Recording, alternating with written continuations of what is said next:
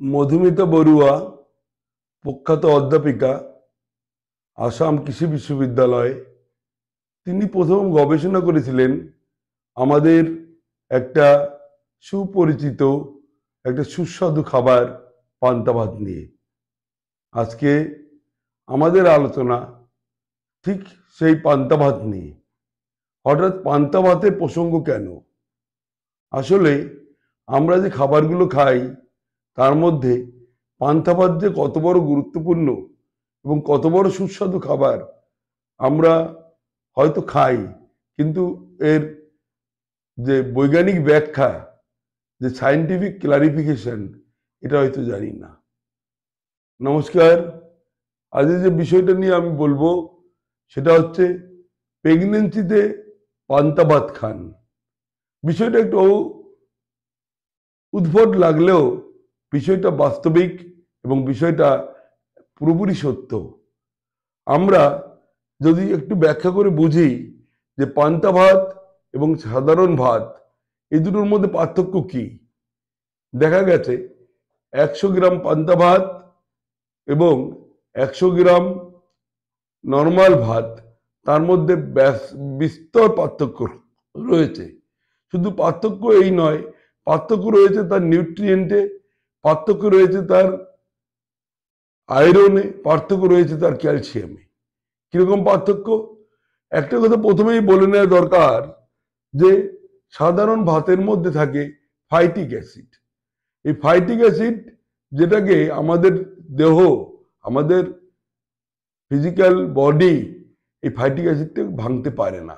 ফলে আমার ভাতের মধ্যে যে ম্যাগনেসিয়াম থাকে, ভাতের মধ্যে যে ক্যালসিয়াম থাকে, যে ভাতের মধ্যে যে আয়রন থাকে, ভাতের মধ্যে যে ফসফরাস থাকে, ভাতের মধ্যে যে জিঙ্ক থাকে, এইগুলোকে আমার ভাত থেকে আমার বের করতে পারে না।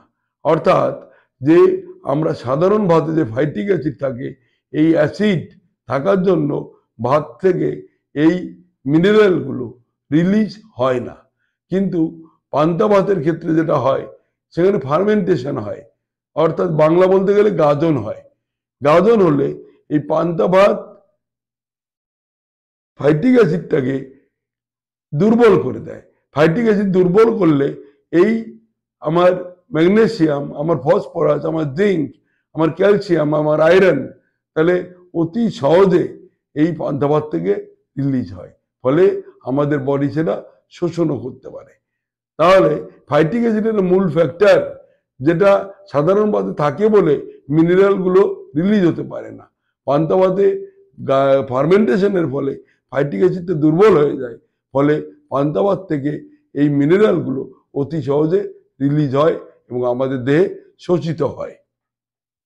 ফাইটিক অ্যাসিডের এক অ্যান্টি নিউট্রিয়েন্ট, ফলে এটা সাধারণ ভাতে থেকে এই অ্যান্টি নিউট্রিয়েন্ট ফাইটিক অ্যাসিড থাকার জন্যই আমরা কিন্তু এই মিনারেলগুলো পাই না। পান্তা ভাত একটা রিচ সোর্স অফ প্রোবায়োটিক্স, অর্থাৎ যদি আপনার প্রেগনেন্সি পিরিয়ডে ডায়রিয়া হয়, তাহলে আমরা দেখবেন প্রেগনেন্সি পিরিয়ডে ডায়রিয়া হলে প্রোবায়োটিক ইউজ করি। সেক্ষেত্রে আপনি যদি পান্তা ভাত খান, তাহলে কিন্তু সেই প্রোবায়োটিকের কাজটি হয়ে যাবে, প্রেগনেন্সিতে ডায়রিয়া প্রতিরোধ করবে। এছাড়া আমার পান্তা ভাত good source of potassium, good source of magnesium, good source of phosphorus, good source of zinc. এগুলো ছাড়াও পান্তা ভাতে রয়েছে ভিটামিন B6, পান্তা ভাতে রয়েছে ভিটামিন B12, পান্তা ভাতে এমনকি ভিটামিন কে রয়েছে। ভিটামিন কে আপনারা জানেন রক্ত যাতে জমাট না বাঁধে তার জন্য ভিটামিন কে এর একটা উল্লেখযোগ্য ভূমিকা আছে। সুতরাং পান্তা ভাত খেলে কিন্তু আপনার সেই দিক দিয়ে হার্ট অ্যাটাকের একটা কমছে, কারণ হার্ট ব্লক সারাতে পারে এমনই একটা ভিটামিন কিন্তু কে। সেই কে পান্তা ভাতে থাকার ফলে আপনার হার্ট অ্যাটাকও ঠেকাচ্ছে। তাহলে আমরা পান্তা ভাত থেকে এই যে প্রোবায়োটিক্স পাচ্ছি, এই যে জিঙ্ক পাচ্ছি, সেটা কিন্তু আমার প্রেগনেন্সিতে ডায়রিয়া প্রতিরোধ করে। এবার আমি চলে আসবো একটা মূল জায়গা, যেটা হচ্ছে আয়রন এবং ক্যালসিয়াম। আয়রন ক্যালসিয়াম আপনারা জানেন প্রেগনেন্সিতে আমাদের আয়রন যেমন প্রচুর দরকার, ক্যালসিয়ামও দরকার। ক্যালসিয়াম আমার গর্ভস্থ ভ্রূণের বোন বৃদ্ধির জন্য দরকার, তার ব্রেন ডেভেলপমেন্টের জন্য দরকার। ঠিক তেমনি আয়রন বাচ্চার গ্রোথের জন্য দরকার, বাচ্চার ব্রেন ডেভেলপমেন্টের দরকার, বাচ্চার অঙ্গ প্রত্যঙ্গে অক্সিজেন পৌঁছে দেওয়ার জন্য দরকার।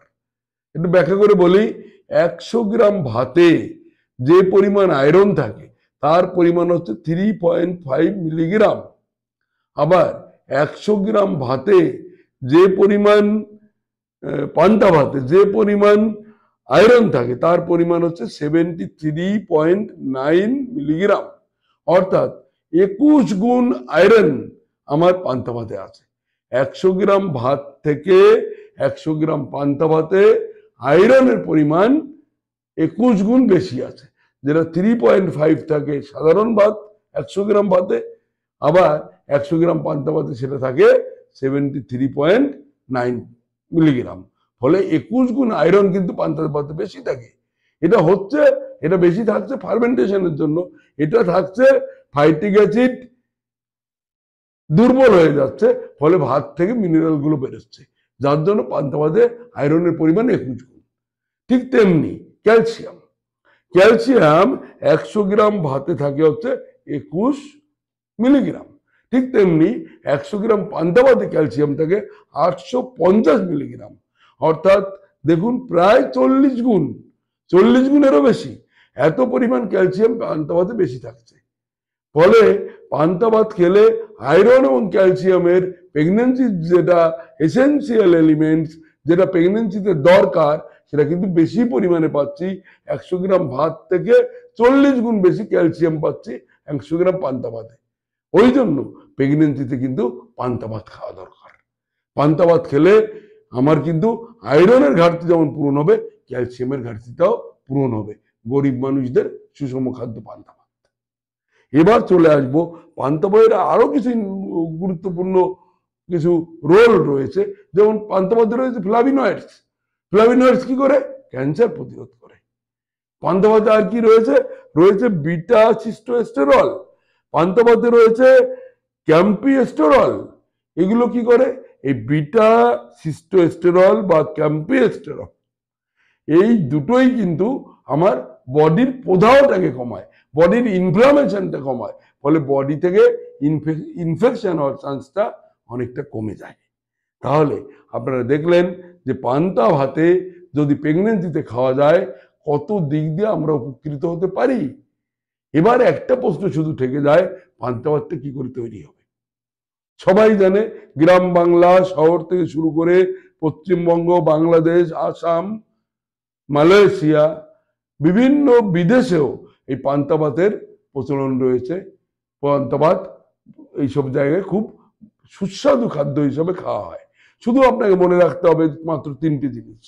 একটা হচ্ছে কতটা সময় আপনি ভাতটাকে ভিজিয়ে রাখবেন, 2 নাম্বার হচ্ছে কতটা জল দেবেন, 3 নাম্বার হচ্ছে কি হাইজিন মেনটেন করবেন।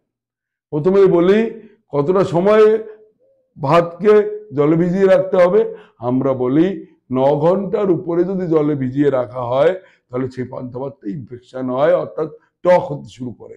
অর্থাৎ আপনি যে ভাতটা ভিজিয়ে রাখবেন সেটা আপনার 9 থেকে 10 ঘন্টা ভিজিয়ে রাখলে যথেষ্ট। 9 থেকে 10 ঘন্টা ভাতটাকে ভিজিয়ে রাখতে হবে। কতটা জলে ভিজিয়ে রাখতে হবে? ভাতগুলো যেন জলের মধ্যে ডুবে থাকে এইটুকু ভিজিয়ে রাখতে হবে। তার সঙ্গে বলবো যে পরিষ্কার পাত্র, পরিষ্কার হাত এবং দরকার হলে হ্যান্ড ওয়াশিং করে নিন, এবং আপনার পরিষ্কার জল, এই 3টি জিনিস দরকার দিয়ে যদি আমরা পান্তা ভাত তৈরি করি তাহলে দেখুন পান্তা ভাতে আমার প্রেগনেন্সির যে বেসিক রিকোয়ারমেন্ট, সেই রিকোয়ারমেন্ট ফিল আপ হচ্ছে বাই আয়রনস, বাই ক্যালসিয়ামস, এমনকি আমরা ম্যাগনেসিয়াম, ফসফরাস যেগুলো বললাম সেগুলোও পান্তা ভাত থেকে পাচ্ছি। ফলে প্রেগনেন্সিতে আপনি যদি পান্তা ভাত খান তাহলে কিন্তু উপকার অনেক গুণ বেশি। এবং শুধু বেশি এটা বলবো না, আমাদের গ্রাম বাংলায় গরিব মানুষদের ক্ষেত্রে যেহেতু 21 গুণ আয়রন পাওয়া যাচ্ছে, যেহেতু 40 গুণ ক্যালসিয়াম পাওয়া যাচ্ছে, সম পরিমাণ ভাত থেকে সম পরিমাণ পান্তা ভাতে, সুতরাং আমি গ্রাম বাংলার প্রেগনেন্সি মায়েদের বলবো, এবং যারা বিভিন্ন শারীরিক যে চর্চা করেন তাদেরও বলবো যে নিয়মিত পান্তা ভাত খান। পান্তা ভাত আরেকটা ইম্পর্টেন্ট কাজ করে, এটা একটা ফিজিওলজিক্যাল কুলার, আমাদের বডিকে ঠান্ডা করে রাখে। পান্তা ভাতের তাহলে কি কোনো অপকারিতা নেই? অপকারিতা সামান্য কি আছে। পান্তা ভাত যদি আপনি 10 ঘন্টার উপরে ভিজিয়ে রাখেন তাহলে ওতে অ্যালকোহল জন্মায়, অ্যালকোহল জমলে ওটা একটু নেশা হয়, ওটা একটু ঘুম বাড়িয়ে দেয়, এবং আরো যদি বেশি সময় আপনি ভিজিয়ে রাখেন তাহলে ওখান থেকে ডায়রিয়া হতে পারে। তো এই প্রিকশন যেগুলো যদি আমরা মেনে চলি তাহলে কিন্তু আমরা পান্তা ভাত একদম সহজভাবে ভালোভাবে তৈরি করে খেতে পারি, এবং তারা প্রেগনেন্সির পক্ষে কতটা উপকার আমি এতক্ষণ ব্যাখ্যা করলাম। নমস্কার। আপনাদের যদি আমার চ্যানেলটা ইনফরমেটিভ মনে হয় প্লিজ সাবস্ক্রাইব করবেন। ভালো থাকবেন, সুস্থ থাকবেন।